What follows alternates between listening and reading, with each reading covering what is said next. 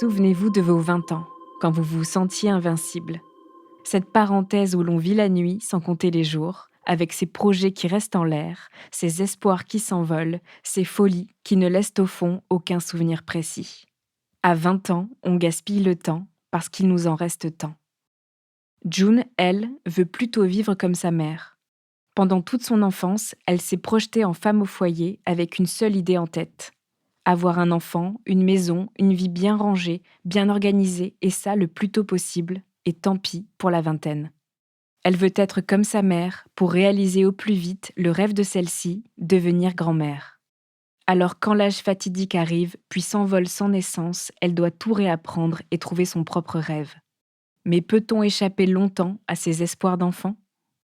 Vous écoutez Transfert épisode 232, un témoignage recueilli par Inès Guiza.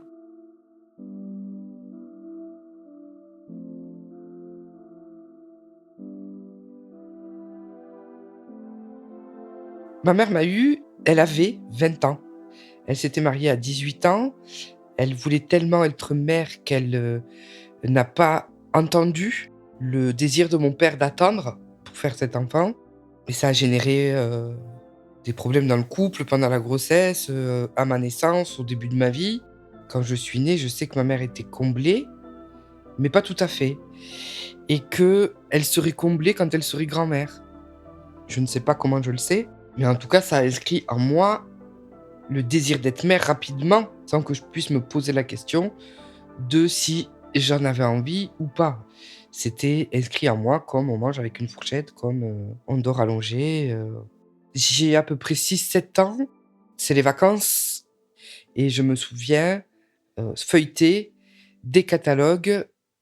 Je me projetais en entourant, tous les articles qu'il fallait que j'achète dans ma future maison. Je choisis chaque article et puis je fais des additions et des additions et des additions. En même temps que je me projette dans une maison, je me projette dans une famille en tant que mère, une jeune mère et un père qui travaille, qui est un peu accessoire, qui est là pour, pour que la famille fonctionne, qui n'a pas autant de place que la mère dans l'éducation des enfants, puisque la mère, elle ne travaille pas. Et c'est un peu, le couple parental, pour le coup, que je connais. Mon père travaille, ma mère est mère au foyer. Il est là pour, cadrer, il est là pour, l'autorité et du coup, moi, je me vois comme une mère, qui parle beaucoup avec ses enfants, qui les réunit, qui fait des pique-niques, qui leur fait des activités. Dès mon plus jeune âge, je me vois mère, je me sais mère, jeune mère, je me dis 20 ans dans ma tête. Et je me vois aussi, 20 ans, plusieurs enfants et j'ai l'image, hein, de moi qui fais la vaisselle, et mes enfants derrière. Ma puberté se passe alors que je suis encore enfant, donc elle se passe pas bien. J'ai mes règles à 11 ans, je ne suis pas prête. Ça vient ancrer en moi la notion de honte, la notion de d'intimité, de pudeur. Est-ce qu'il faut passer par être femme pour être mère? Ça, c'est pas acquis pour moi. Si j'avais pu être mère sans être femme, je pense que ça m'aurait convenu. Mais je pense que j'ai quand même cette notion puisque je me vois en train de demander à ma tante si le jour de son mariage, on est obligé d'embrasser son mari sur la bouche devant tout le monde, parce que je sais bien que pour avoir des enfants, il faut bien un mari. Si je renonce à embrasser mon mari, devant tout le monde, le prix à payer, c'est de pas avoir d'enfant. J'espère qu'en grandissant, cette appréhension ou cette honte va disparaître. Quand j'ai 12 ans, je me souviens que mes copines me disaient, «Je te vois bien fille-mère». Parce que j'avais ce côté maternant, parce qu'il y avait toujours des enfants autour de moi, parce qu'on voyait que je savais m'occuper d'enfants, tout simplement. Mais je suis prise quand même par le moment présent dans l'adolescence, comme tous les ados et par tout ce qui m'embête dans la vie quotidienne d'une ado. Le désir d'être mère, il est là, mais il est loin dans le temps. Quand j'arrive dans ma vie de jeune adulte, mon objectif, c'est déjà d'être, comme tout le monde. Parce que ma première relation amoureuse, je l'ai eue à 19 ans. J'étais en retard, donc il fallait que je rattrape, le retard. À tel point que rattraper le retard et être comme tout le monde un peu comme mes parents, ça voulait dire le premier, le bon, éventuellement, le deuxième, mais pas plus, quoi. Je rencontre un garçon quand j'ai 19 ans, je crois que je tombe amoureuse. Il est loin, il est beau, a priori, il est pas pour moi. Il est pour éventuellement, mes copines, mais il est pas pour moi. Donc, je suis trop contente de cette situation. En plus, c'est virtuel, donc physiquement, ça m'engage pas trop. C'est ma première histoire d'amour, elle est décevante, elle est dramatique et je me dis que je n'aimerai plus jamais comme j'ai aimé là. Mais qu'il faut quand même que j'avance et que je concrétise des choses. Cette relation, elle était virtuelle. Aujourd'hui, il faut qu'elle soit plus virtuelle. Et il faut que ça y est, j'ai ma première relation sexuelle, il faut que je sois comme tout le monde parce que à ce rythme, je serai mère à 40 ans.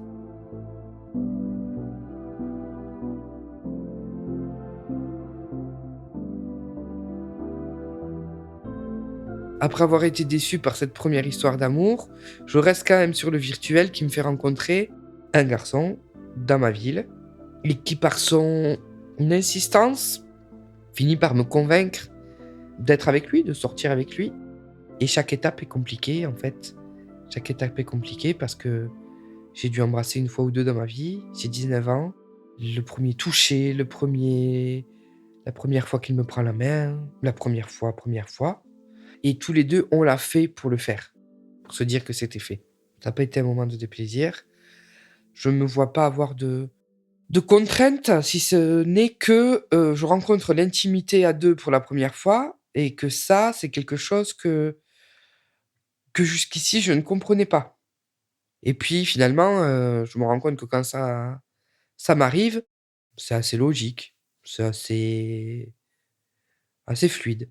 Je suis toujours amoureuse du premier quand je me mets avec lui, mais je sais que j'ai pas les mêmes sentiments pour le nouveau que pour l'ancien et puis j'essaye d'allumer cette flamme-là qui m'avait consumé dans cette première relation.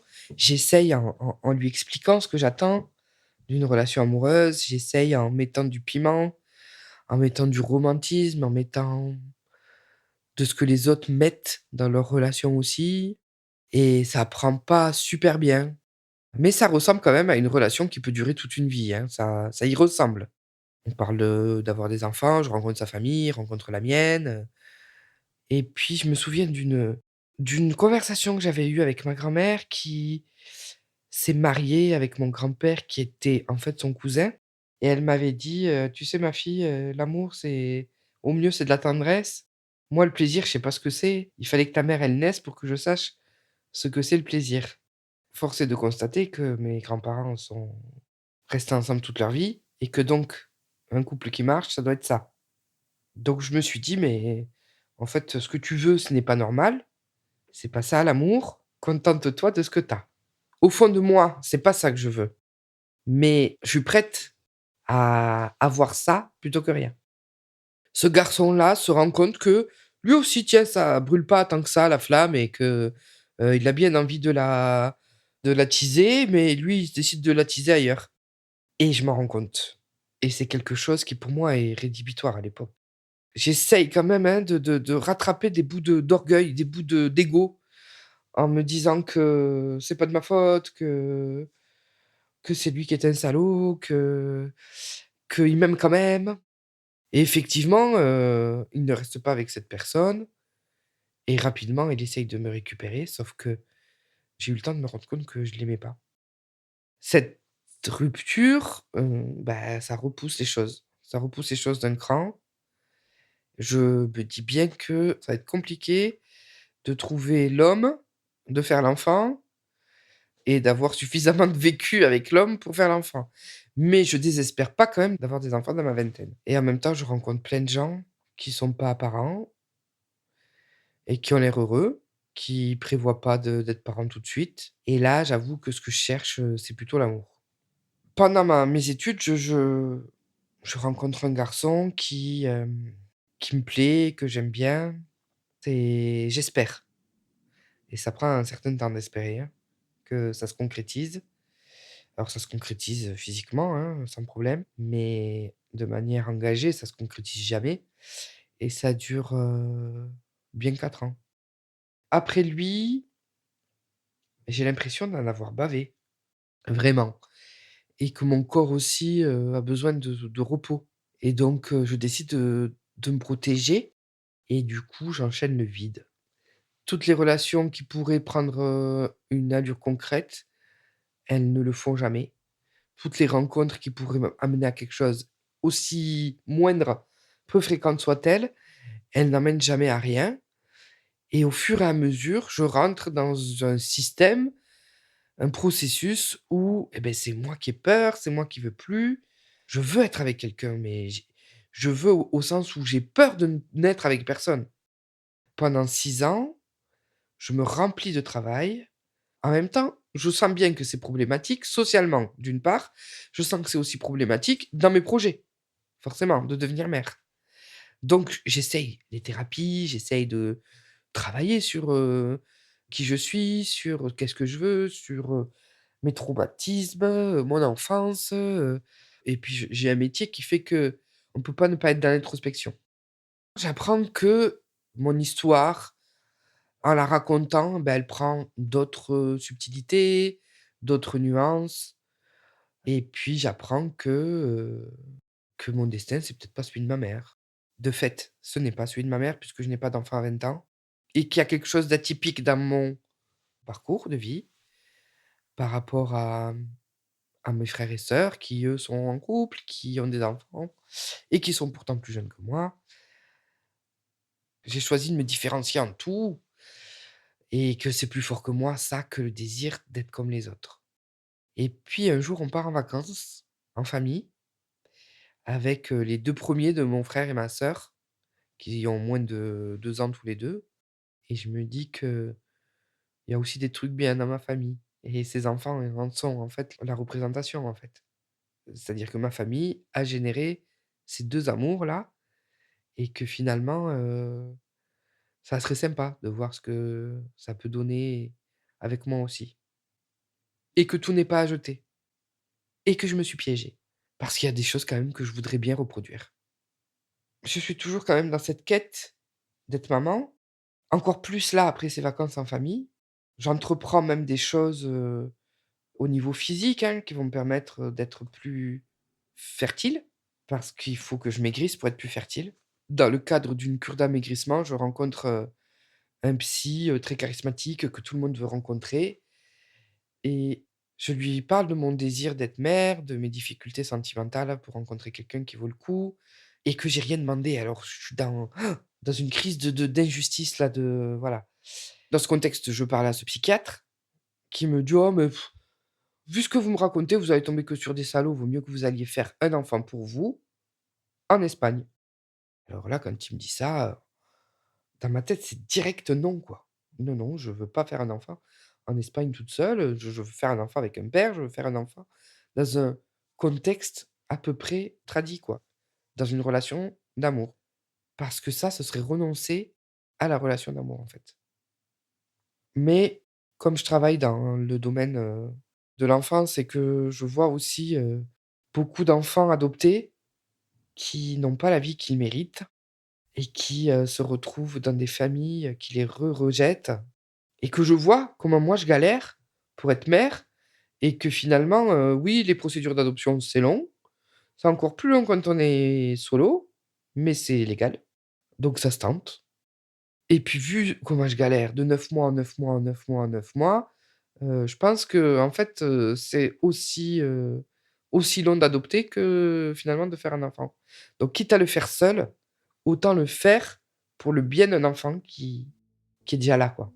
Mais je veux pas adopter à tout prix. Je veux juste, ouvrir la porte au cas où un enfant qui a besoin d'une mère veuille rentrer.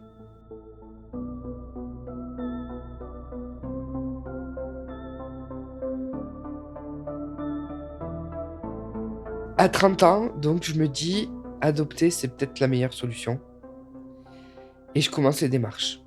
Je rencontre une assistante sociale, je rencontre un psychiatre, je rencontre une psychologue, et dans les faits, on m'explique bien que oui, c'est légal d'adopter seul, et que l'adoption, c'est donner une famille à un enfant qui n'en a pas, mais qu'en France, on ne donne pas d'enfants à des femmes seules qui ne sont pas mariées et qui n'ont pas de problème de fécondité.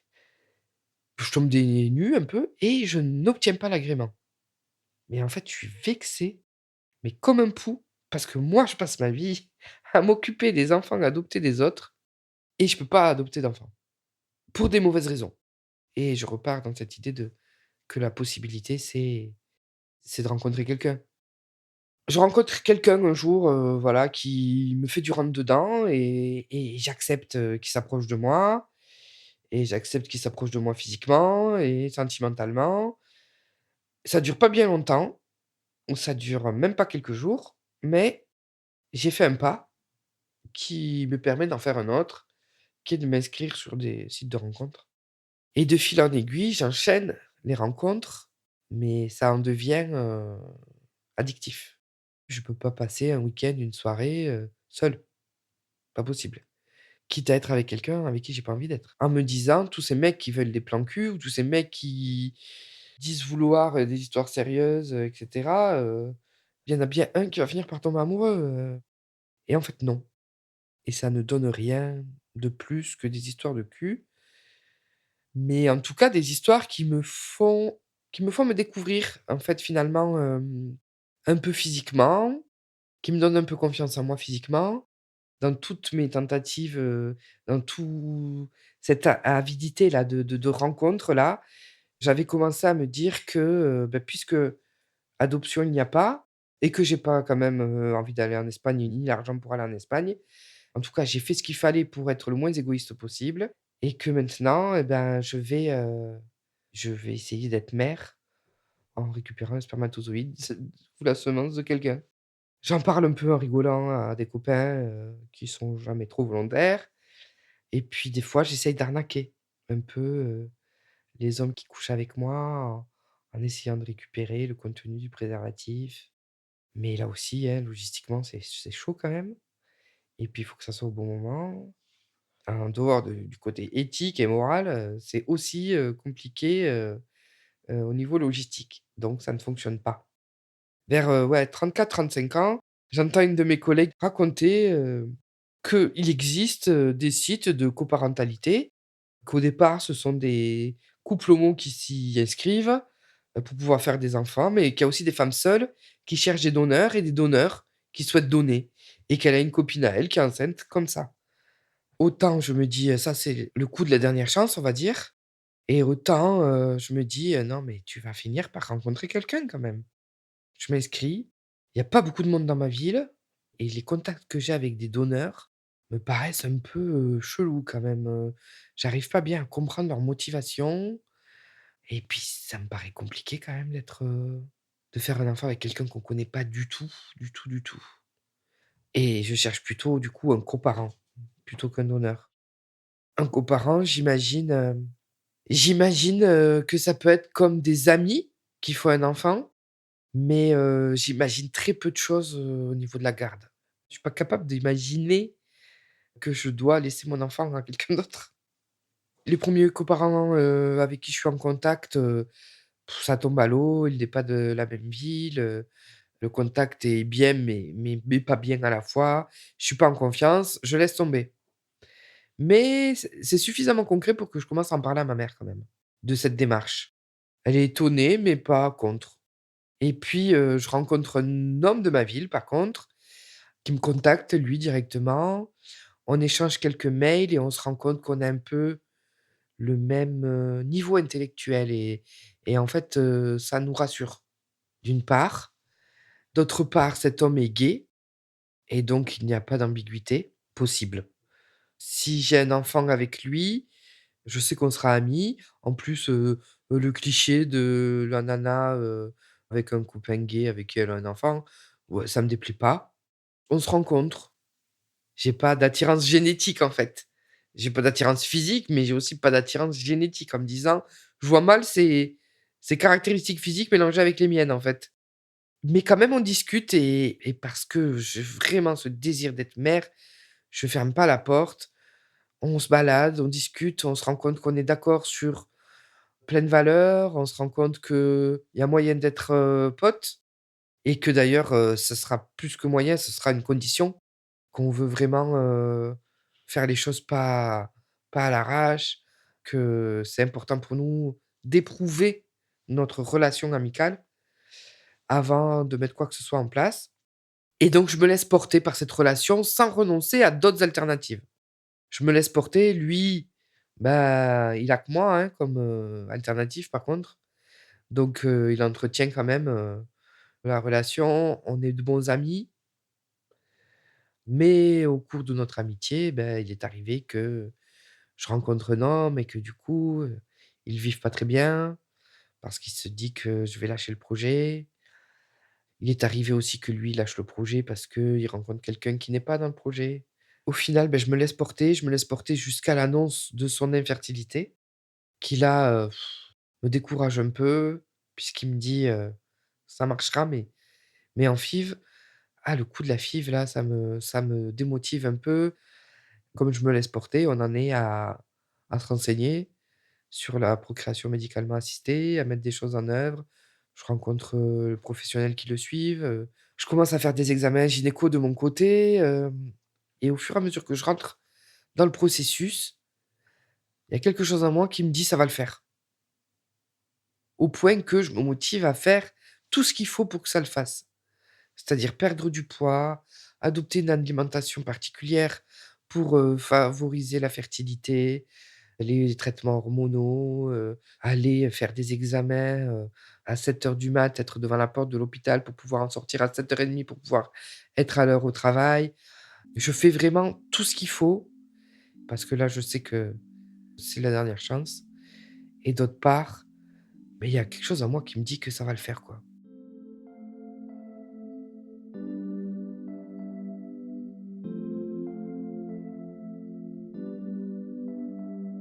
On est en 2019, la PMA, elle n'est pas ouverte à tous et pas à toutes les femmes. Elle n'est ouverte qu'aux couples infertiles et aux couples hétéros.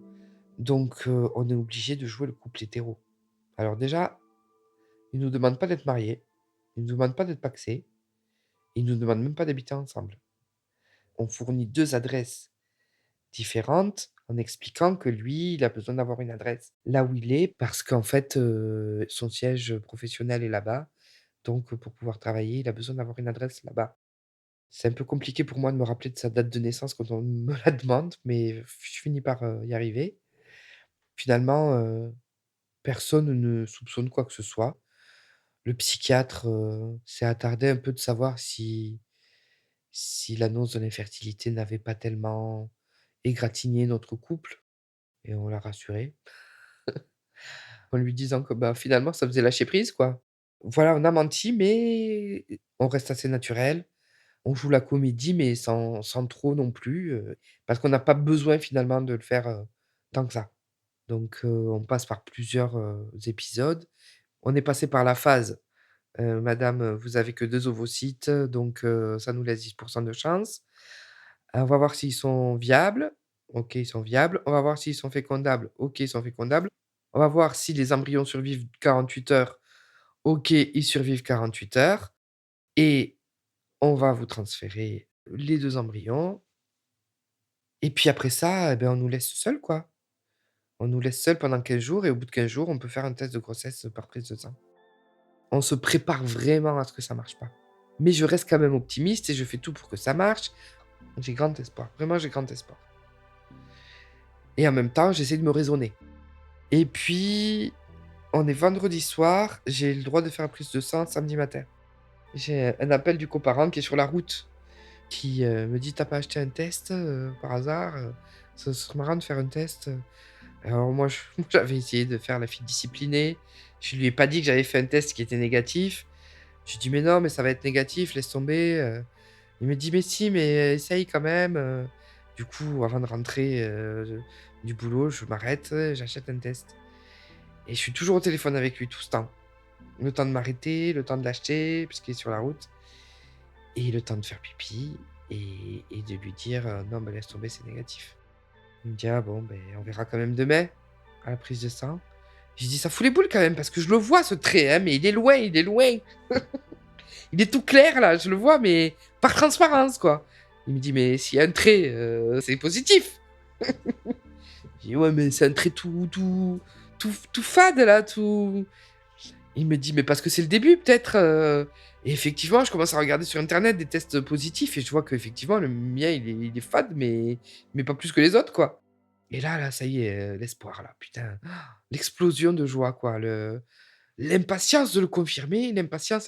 Donc faut passer la nuit comme ça et j'attends mon ami pour aller faire cette prise de sang.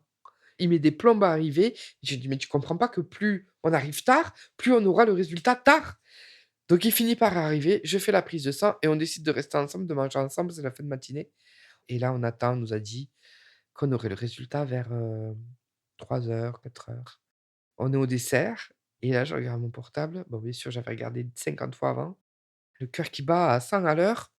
Tu fais toutes les manipulations là pour, arriver jusqu'au à la feuille où c'est écrit positif, négatif et en fait il y a écrit ni positif ni négatif, il y a juste un chiffre qui te dit ton taux d'HCG. Et ça dit bien que je suis enceinte depuis, 3-4 semaines.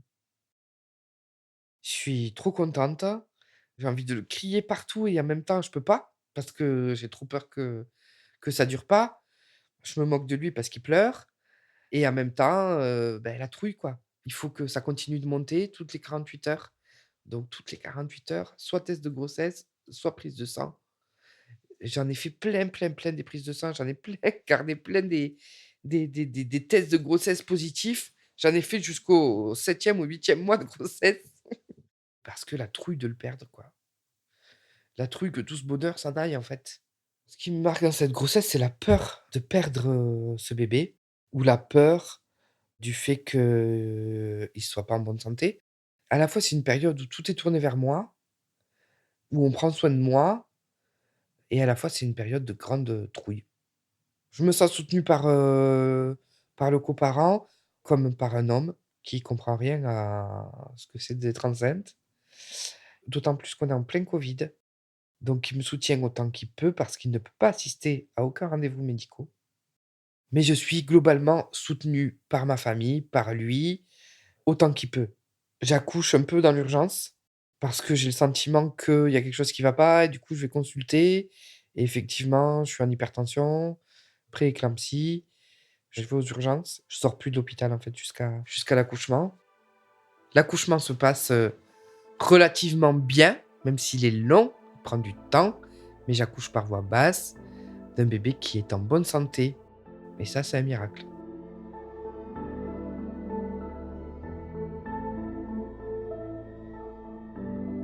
J'apprends à la rencontrer et en même temps, je suis mais pétri par la douleur et j'arrive pas à profiter des premiers moments avec elle. Ça, c'est dur. Parce qu'il faut que je l'allaite et que j'y arrive pas parce que j'ai mal partout et que finalement, le papa, il est là pour le bébé, mais ça l'emmerde d'être là pour la mère parce que c'est pas mon amoureux. Donc je suis toute seule la nuit et puis c'est dur pour moi aussi d'être, si mal physiquement à la charge de quelqu'un avec qui je partage pas d'intimité, en fait. Il doit m'aider à me lever, il doit m'aider à mettre mes bas de contention, il doit m'aider à allaiter. Alors c'est vraiment pas facile. On rentre dans une phase vraiment pas facile qui va durer pendant 2-3 mois. Où on a besoin de s'accorder, nous, où ça peut partir en vrille parce que, on prend dans la figure la réalité de ce que c'est d'être, parent et d'être coparent et que moi, j'ai pas envie de me séparer de mon enfant et que lui a peur de pas avoir de place et que sa famille qui était inexistante jusque-là finit par, exister tout à coup. Enfin voilà, la réalité quoi, qui demande à des parents, des jeunes parents de s'accorder et de s'équilibrer et où on n'est pas sûr que ça va fonctionner et puis en y mettant chacun du sien, finalement et en ayant une petite fille, qui s'adapte facilement au changement, bah, finalement on y est arrivé. Alors ça veut pas dire qu'on se prend pas la tête, on se la prend bien régulièrement. On n'est pas toujours d'accord. Le choix de l'école, par exemple, le biberon avant de dormir, elle en veut plus chez lui, elle en veut toujours chez moi, donc il faudrait l'arrêter chez moi. Des choses de l'éducation, normales. C'est vrai qu'avant la naissance, on a eu à discuter religion puisque même si je suis pas pratiquante, je suis de religion juive et que même si lui, il est pas pratiquant, il est de religion chrétienne. Tous les 2, on était d'accord pour dire qu'on voulait une présence spirituelle autour de notre enfant, mais pas forcément religieuse. Sauf que la question de la circoncision, si c'est un garçon, elle est plus que religieuse. Elle est traditionnelle, elle est, initiatique, elle est compliquée pour une, mère juive que son garçon ne soit pas circoncis. Bon, c'est une fille, donc c'est réglé. On a choisi une cérémonie, complètement spirituelle, un peu, chamanique, que j'ai inventée, du jour au lendemain, pour, fêter sa naissance, en fait. Et après, ben voilà, nos différences sont des différences d'éducation. Je pense que comme tous les parents ont, et ce qui est important, c'est que quelque part, je sais que quand il l'a, il fait ce qu'il faut et que quand, je l'ai, il sait que je fais ce qu'il faut. Là où c'est dur, ben, pour moi, c'est de me dire que ma fille, elle vit pas tout le temps avec moi, que peut-être qu'elle aura des choix à faire dans la vie, et qu'il va falloir que je prenne sur moi le fait que je suis pas tout pour elle. Ça peut m'arriver de regretter d'avoir eu recours à la coparentalité en tant que mère ou en tant que femme parce que ça demande de grandes concessions, mais comme concession il y aurait si j'étais séparée du papa de mon enfant. Ça demande de faire des concessions qui sont difficiles et qui sont sûrement les choses les plus difficiles que j'ai à faire dans ma vie, à savoir me séparer de mon enfant quand il est chez son père. Si j'ai fait un enfant avec un père dans ce contexte-là, c'est pas pour moi, c'est pour mon enfant. Parce que c'est mieux pour elle d'avoir un père qu'elle connaît, qui est un bon père, qui est quelqu'un de stable, qui est quelqu'un qui l'aime, qui est quelqu'un qui la reconnaît et qui va lui amener ce que c'est d'avoir un père.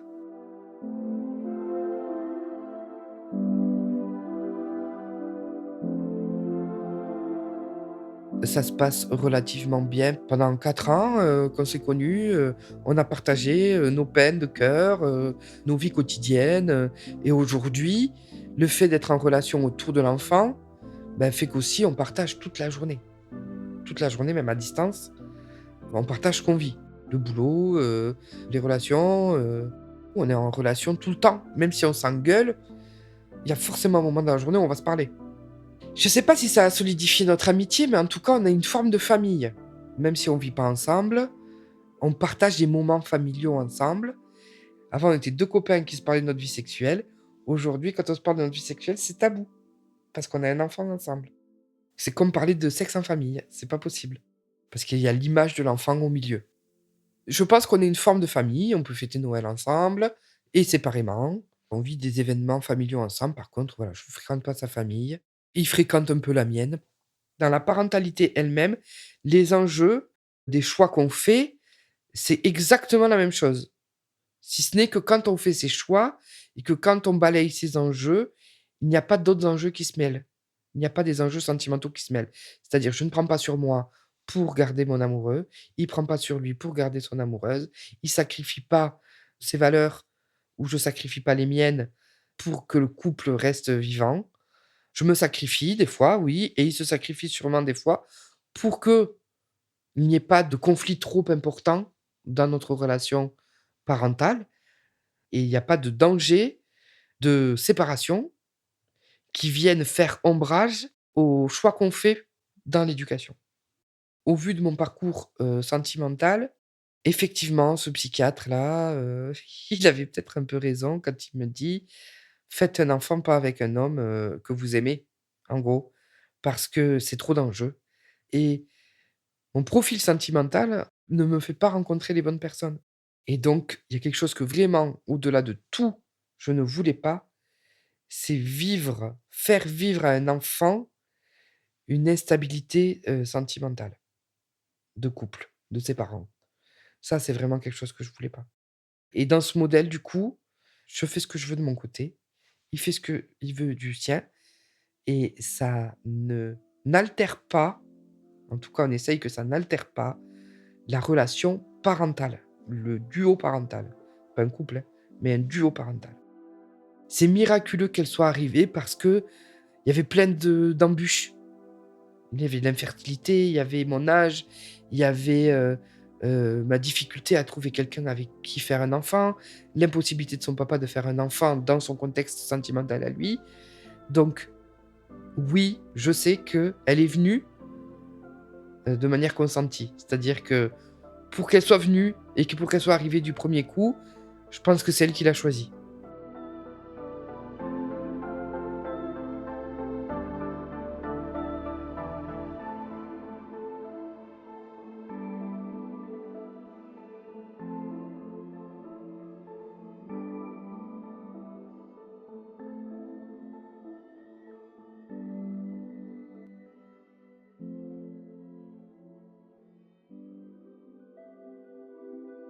Vous venez d'écouter Transfert épisode 232, un témoignage recueilli par Inès Guiza. Direction éditoriale, Christophe Caron. Direction de la production, Sarah Koskiewicz. Production éditoriale, Sarah Koskiewicz et Benjamin Septem-Ours. Prise de son et dérush, Inès Guiza. Montage et réalisation, Victor Benamou. Musique, Thomas Loupias. L'introduction a été écrite par Benjamin Septem-Ours et lue par Aurélie Rodriguez. Retrouvez Transfert tous les jeudis sur slate.fr et sur votre application d'écoute préférée. Découvrez aussi Transfert Club, l'offre premium de Transfert. 2 fois par mois, vous aurez accès à du contenu exclusif, des histoires inédites et les coulisses de vos épisodes préférés. À retrouver sur slate.fr/transfertclub et sur toutes les plateformes de podcast. Pour proposer une histoire, vous pouvez nous envoyer un mail à l'adresse transfert@slate.fr.